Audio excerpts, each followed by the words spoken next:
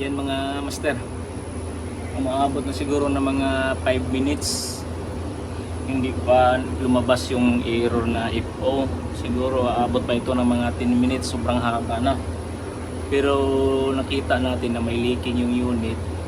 Pasensya na kung hindi ko kasi nakunan kanina dun ng tinanggal namin ito eh.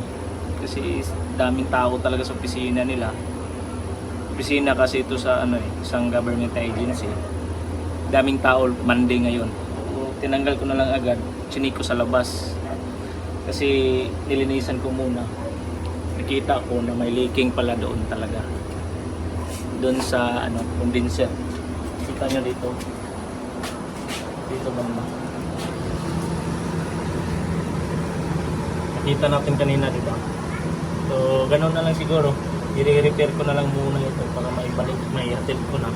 Sobrang haba eh. Hindi pa lumalabas yung error na ito.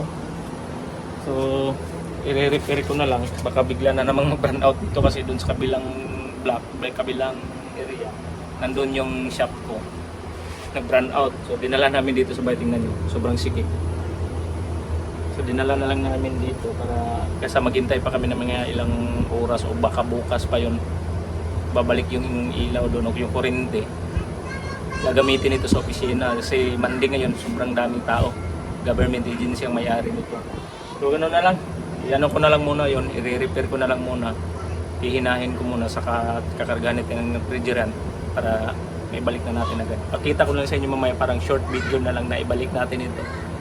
Kasi baka ayaw nila na makuna ng kasi agency na lang ito may-ari. Government. So standby na lang tayo saglit ha. Alright Charles. Right.